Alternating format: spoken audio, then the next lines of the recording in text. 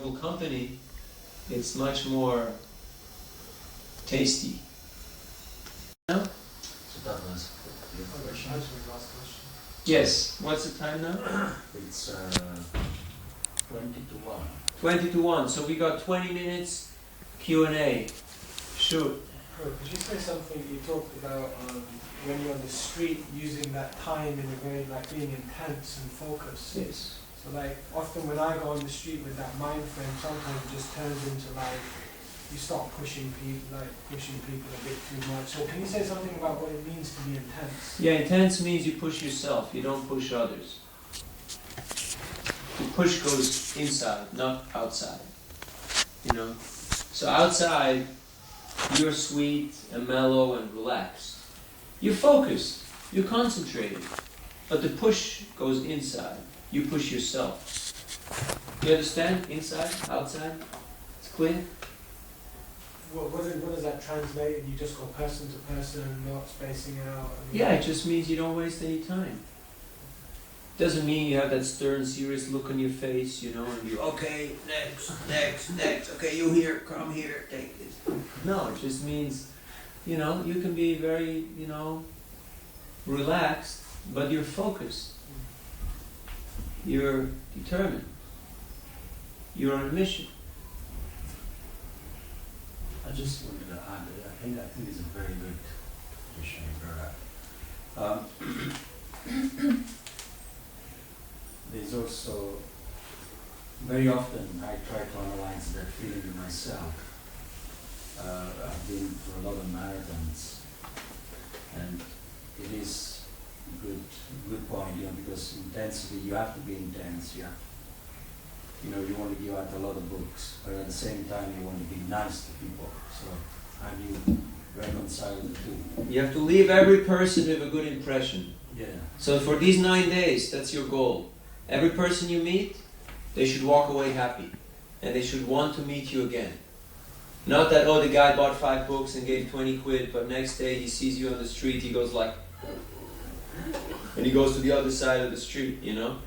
So you have to actually leave every person with a favorable impression. And that's only possible if you understand that, you know, this is not just today and tomorrow. There is a bigger picture. There is a bigger scheme in this. This person has to come all the way to Krishna. So sometimes people can only accept some smile or some nice words or some invitation or a bit of prasadam or a small book. Sometimes they can take one book. Sometimes they're just not ready right at the moment. You have to give them a little space. You can't really break them. You understand? What I was going to come to the point is that I've witnessed, as me myself as a soul, I've witnessed, you know, these two behavior, the external and the internal. That internally I pose self-discipline on myself.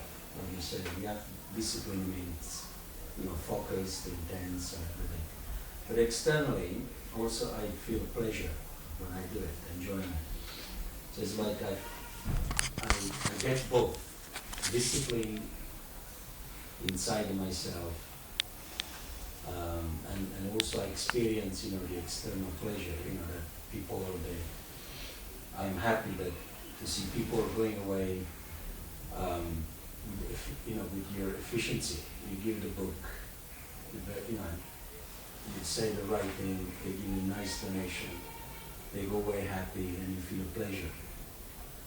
But you know, it's like they go hand to hand.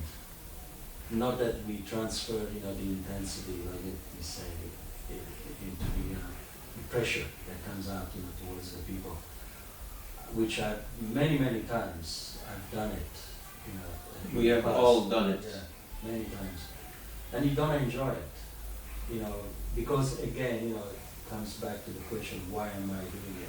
Because I want to be a number one. I want to win the marathon, or because I want to do a lot of book points, or because I set the target somehow or another. I want to impress Krishna today. I want to do 100 books, even though the intention is good. But Krishna wouldn't be attracted by that. But he's attracted by, we have to be detached at the end of the day. So Thank it's, you. it's just adjusting, externally always be nice, meek and humble, and internally, we just discipline ourselves like that. Like Srila Prabhupada.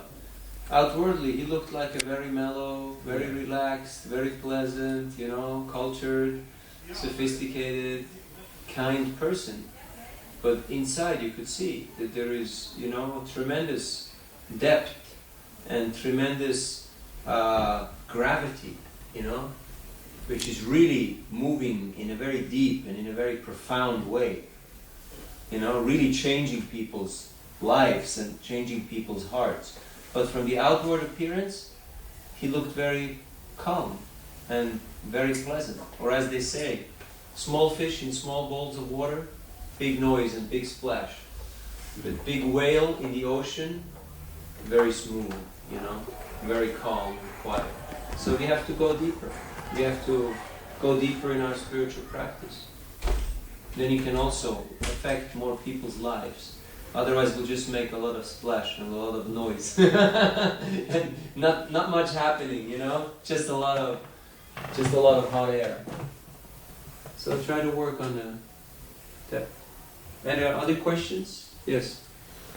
I just wanted to clarify about, like also I just mentioned about those targeting and like that, but like for me personally, it helps to set a target, it helps me to be focused for myself and not just like if I mean, every person is an individual. For you it works, from others it doesn't work. So every person is different. Whatever helps, whatever is conducive. We're not attached.